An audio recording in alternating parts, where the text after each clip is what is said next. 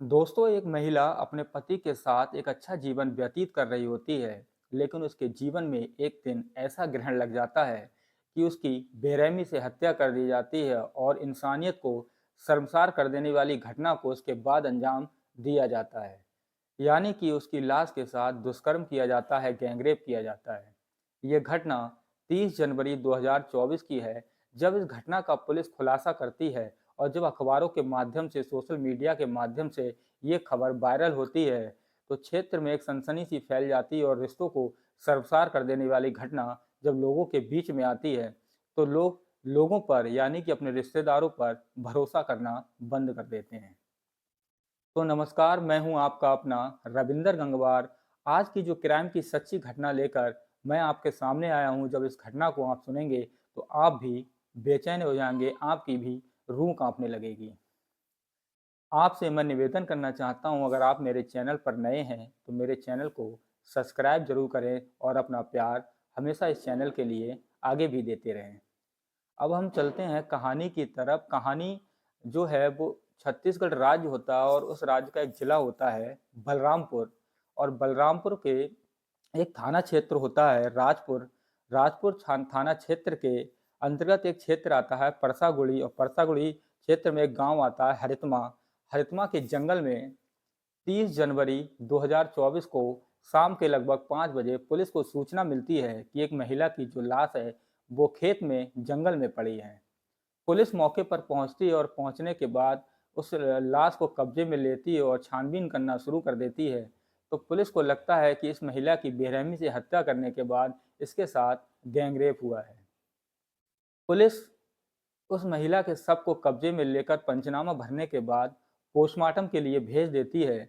और पोस्टमार्टम होने के बाद हत्या का खुलासा हो जाता है कि महिला की जो हत्या है वो रस्सी से गला दबाकर की गई है और उसके बाद उसके साथ एक दर्दनाक गैंगरेप किया गया है। पुलिस हरकत में आ जाती है और क्षेत्र के लोगों का भी काफ़ी दबाव होता है कि इस केस का जल्द से जल्द खुलासा हो, तो पुलिस भी अपना काम तेजी से कर रही होती है। दरअसल जो वहाँ के एसपी होते हैं इस मामले को गंभीरता से लेते हैं और राजपुर थाना टीम को और भी टीमें इस केस में लगाते हैं और पुलिस को आदेशित करते हैं कि इस केस का जल्द से जल्द खुलासा किया जाए, क्योंकि जिस महिला की हत्या की गई है वो काफ़ी बेरहमी से की गई है। पुलिस मामले की छानबीन कर रही होती है, तो पुलिस जब सर्विलांस के माध्यम से इस केस का खुलासा करती है, तो जब खुलासा होता है तो और भी चौंकाने वाली बातें सामने आती हैं।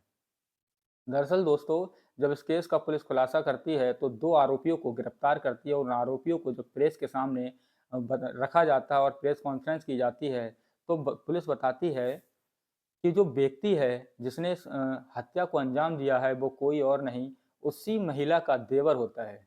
दरअसल जब पुलिस उससे पकड़ने के बाद पूछताछ करती है तो उसका देवर बताता है कि मैं अपनी भाभी से काफ़ी नफ़रत किया करता था। मेरे भाई से ये पैसे नहीं देने देती थीं, और जो उसका भाई था वो भी अपनी पत्नी के साथ काम करके अपने घर का गुज़ारा करता था। ऐसे ही जो उसका देवर था उसकी उम्र 17 साल थी, वो नाबालिग है, इसीलिए उसका नाम लेना उचित नहीं है, जो गाइडलाइंस के खिलाफ है।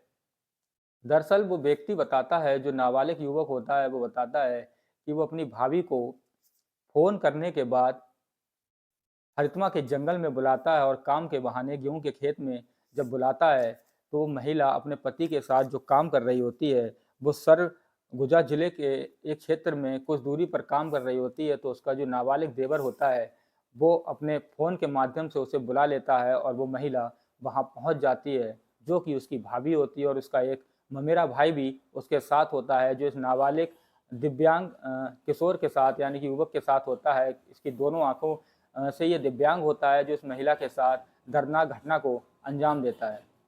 दरअसल जब पुलिस इससे पूछताछ करती है तो ये बताता है कि वो महिला जब मेरे पास आई थी तो हम लोग तीनों काम के बहाने उसे बुलाते हैं। बुलाने के बाद उसे शराब पिलाते हैं। शराब पिलाने के बाद जब वो बेहोशी की हालत में हो जाती है, वहाँ खेत पर पार्टी की जाती है, तो नायलॉन की एक रस्सी जो दिव्यांग किशोर होता है, जो आंखों से अंधा होता है, वो लेकर जाता है और उसी दौरान उसकी गला घोंटकर बेरहमी से हत्या कर देता है। दरअसल दोस्तों, ये केस जो है ये हत्या का एक ऐसा केस है कि एक लाश के साथ जब दुष्कर्म किया जाता है तो रूह कँपाने वाली कहानियाँ जब सामने आती हैं, लोगों को पता चलता है तो लोगों की रूह काँप जाती है। दरअसल ये दिव्यांग किशोर अपनी भाभी से बदला लेना चाहता था, इसीलिए इसने वहाँ उसे बुलाया और अपने ममेरे भाई के साथ मिलकर शराब पीते हैं और पार्टी करते हैं। उसी दौरान गला दबाकर बेरहमी से हत्या कर देते हैं। लेकिन इस दिव्यांग की जो भड़ास होती है, वो भड़ास अपनी दिल से निकालने के लिए एक ऐसी वारदात को अंजाम देता है। वो पुलिस को बताता है कि जब उसकी भाभी की हत्या हो जाती है, वो मर जाती है, तो उसके साथ वो बारी-बारी से दोनों मिलकर रेप करते हैं, गैंग रेप करते हैं, बलात्कार करते हैं। जब वो बताता है कि उसका रेप करने का क्या रीज़न था, तो वो कहता है कि मैं अपनी भाभी पर गुस्सा निकालना चाहता था, इसीलिए उसकी बेरहमी से हत्या कर दी और हत्या करने के बाद उसकी लाश के साथ दुष्कर्म किया, गैंग रेप किया। दरअसल पुलिस ने इन दोनों आरोपियों को साइबर सेल यानी कि फ़ोन कॉल डिटेल निकालने के बाद इन्हें गिरफ्तार किया। गिरफ्तार करने के बाद इन्हें थाने ले जाया जाता है, वहाँ इनसे पूछताछ भी की गई थी। उसके बाद जब केस का खुलासा पुलिस कर देती है, आरोपी अपना गुनाह कबूल कर लेते हैं और आरोपी ये भी बताते हैं कि हत्या करने के बाद हमने उनके साथ दुष्कर्म किया था। इस बात को भी दोनों आरोपी कबूल लेते हैं। कबूलने के बाद पुलिस इस केस में और भी छानबीन कर रही है ताकि चार्जशीट तगड़ी बनाई जाए और तगड़ी बनाने के बाद इन्हें कोर्ट में पेश किया जाएगा और ये केस का खुलासा लगभग 30 जनवरी 2024 को ये हत्या होती है। शाम को 5 बजे पुलिस को पता चलता है और उसके 2-3 दिन बाद इस केस का खुलासा कर देती है और दोनों आरोपियों को हिरासत में लेकर मुकदमा दर्ज करने के बाद उन्हें जेल भेज देती है। इन पर धारा 302 के तहत और धारा 376 डी के तहत गैंगरेप का मुकदमा पंजीकृत करने के बाद जेल भेज दिया जाता है और आगे की कार्रवाई अदालत के द्वारा इन पर की जाएगी। इस कहानी को सुनाना हमारा उद्देश्य दोस्तों किसी का दिल दुखाना नहीं है, ना ही किसी को परेशान करना है, बल्कि आपको जागरूक करना है। कोई भी आरोपी पेट से पैदा नहीं होता है, इसी समाज में आकर उसकी नीयत में खोट आ जाती है और ऐसी वारदात को अंजाम दे देता है। ऐसे लोगों से हमेशा सतर्क रहें। जय हिंद, जय भारत।